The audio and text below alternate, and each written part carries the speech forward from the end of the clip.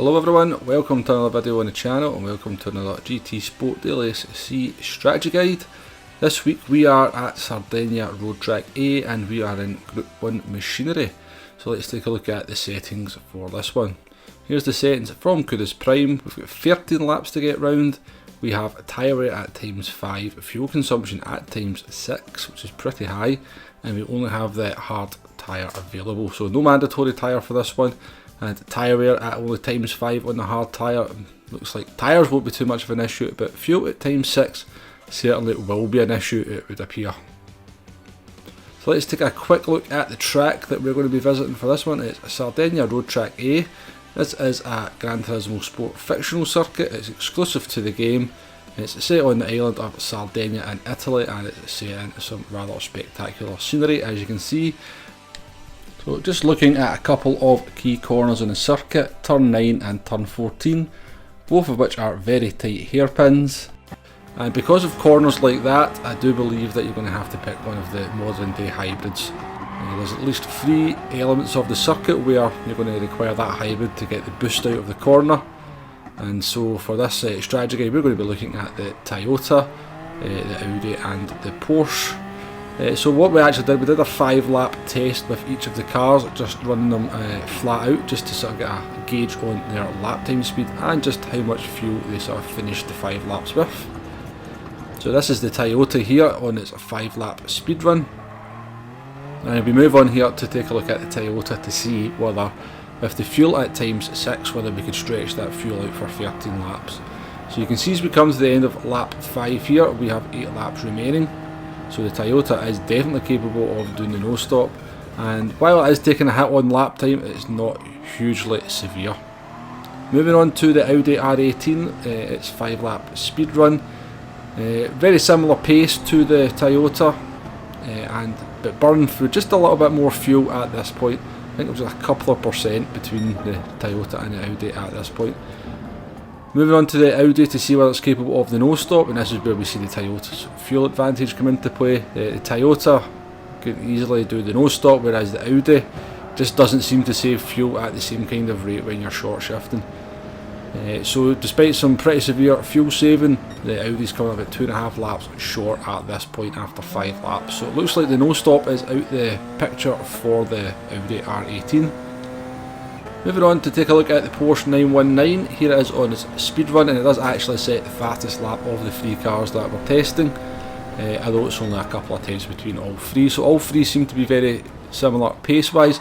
Porsche does burn through a little bit more fuel over that kind of run. Moving on to take a look at the Porsche to see whether it can do the necessary fuel saving, and it certainly can. However, it does seem to lose an awful lot more pace than the other 2 cars in the process, which makes it quite a difficult choice for this race, if you ask me. So moving on to take a look at sort of actual full race runs now. We're going to sort of take the Toyota TS050 out first. It definitely seemed the most capable out of the 3 cars of doing the no stop, so that's the first test we're going to take a look at here. So we've jumped all the way forward to lap 10 here on the Toyota's no stop run. You can see the lap time's very consistent. I think we've lapped between lap 2 and lap 9. I think all our laps have failed within about 2 tenths of each other. Fairly straightforward to get the Toyota to the finish, no stopping. You don't have to sort of play about with the fuel map at all.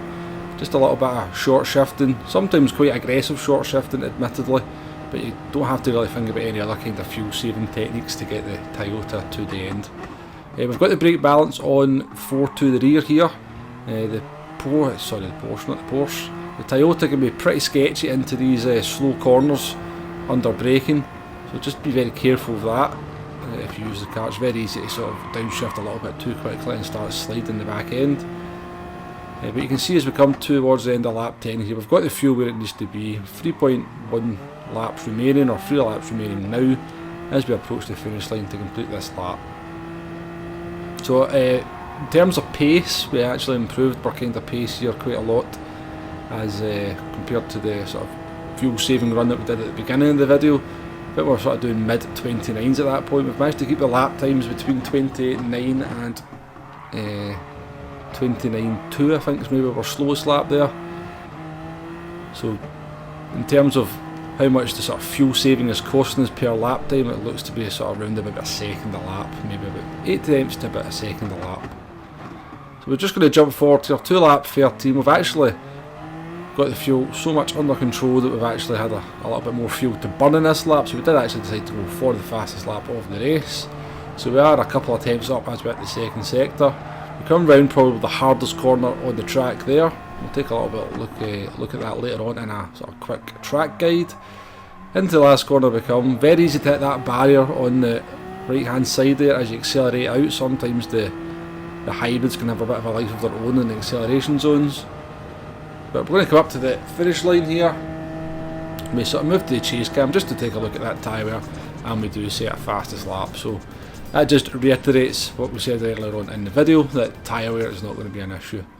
So finishing time pops up there and it's a 19 minutes 19.9. So let's keep that in mind as we sort of move on to take a look at some other stuff. So next on the agenda is what I wanted to see if there's an alternative strategy for this one to the non-stop. And that was to take the Audi R18 out and just do the flat out strategy.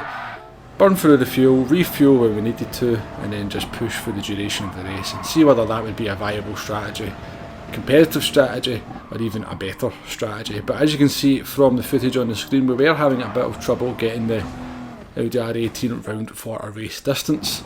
It was just very sketchy on the hard tyres and it was just biting me in the backside at the slightest little thing. So I was about to give up and just do some calculations on the fuel instead. However, we gave it one more go. We decided to sort of dial back the intensity a little bit, so not pushing quite as flat out as I'd like to have. And we did eventually manage to get through a complete run and give us some idea as to how their strategy would fare. So in terms of lap time, we're probably should be about a second a lap quicker than a Toyota when it's fuel saving. But our lap times are coming in more in the kind of region of about 7 or 8 attempts quicker a lap. So that is just because if I pushed too hard I was going to make a mistake in this car. Now that might not be the case for everyone, but for me I just found it a much more difficult car to get around the track than the Toyota.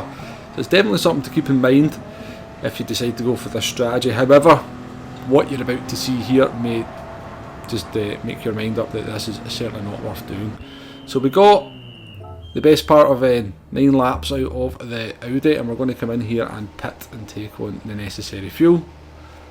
So I can't remember how much fuel we had to take on, but we can see we have been stationary for quite a long time. So it was 56% of fuel, and that meant we were stationary for 11 seconds in the pits.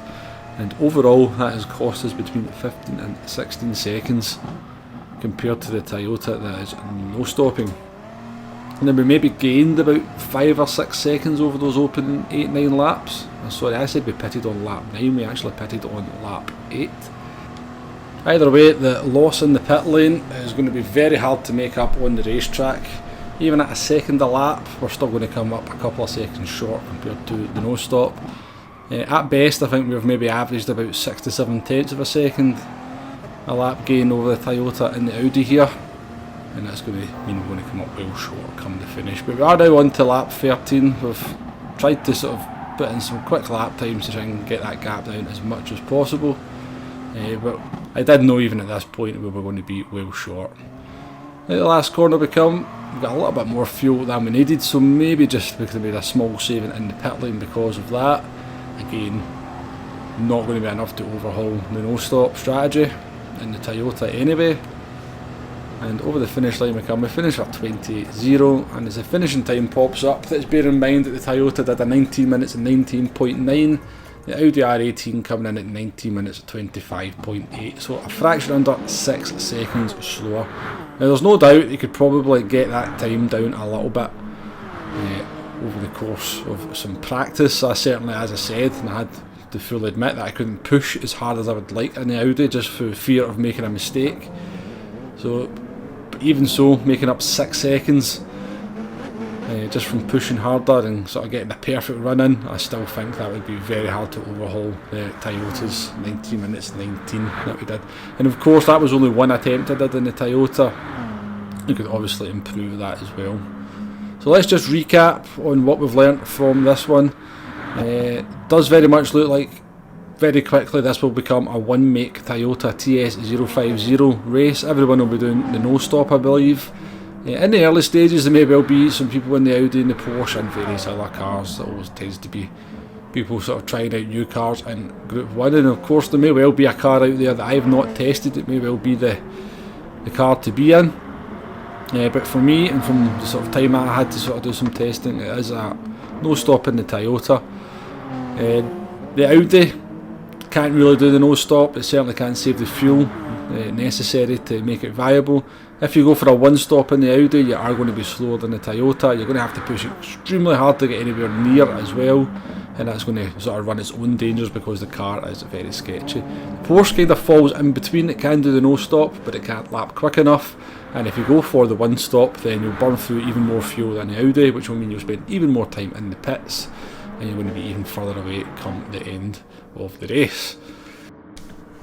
Now, I was just about to end the video there, but I do remember I did say I would do a quick track guide for Sardegna Road Track A, so let's go ahead with that. This is the fastest lap we did in the Audi run, so let's do a wee commentary of this and I'll talk you through the track. So coming over the start finish line in the Audi down towards turn 1, you'll be looking out for the 100 metre board and braking just before it. Down into second gear, getting on the power as early as you can, making sure you've got the car nice and straight so when that hybrid kicks in you don't go flying off into the gravel. Going up to a very technical but satisfying section here, braking just after the 50 metre board, compromising your line into the first corner to get a nice sweeping line for the second part of that chicane. And early on the power, coming into a sort of tight left-hander here, want to be hugging that wall as much as possible and getting on the power as early as possible as it leads on to the sort of second straight of the track. Not quite a straight, kind of sort of weaves its way down, obviously full throttle. Coming up to a sort of tight left hand hairpin, you want to be braking just before the 100 metre board. Very easy to sort of brake late and make a mess of this one. You want to just try to clip that curb on the inside, again making sure the car's nice and straight before we hit the power so we don't go speeding off into the side. Coming up to the most difficult corner on the track, it's a sort of fourth gear sort of kink to the left hand side. Very easy to get that one wrong and go wide or hit the barrier in the inside. And then coming into this last hairpin, again sort of theme of this one is you've got to be braking just before the 100 metre board just to make sure you've got yourself enough of a margin to get a nice tight apex. Certainly when you're racing that is anyway, so you're leaving yourself a little bit of a margin for your race pace. But across the finish line we come, it's a 27.7, which is, from my tasting, not a terrible race pace lap. Anyway, I'm going to wrap the video up there. That's been my thoughts for this daily race C that's upcoming. Hopefully there's been some useful and helpful information in there to sort of get you started for the week ahead. Please hit that like button, please hit that subscribe button if you like what I'm doing on the channel. And until the next one, good luck in your races and I shall see you soon. Goodbye now.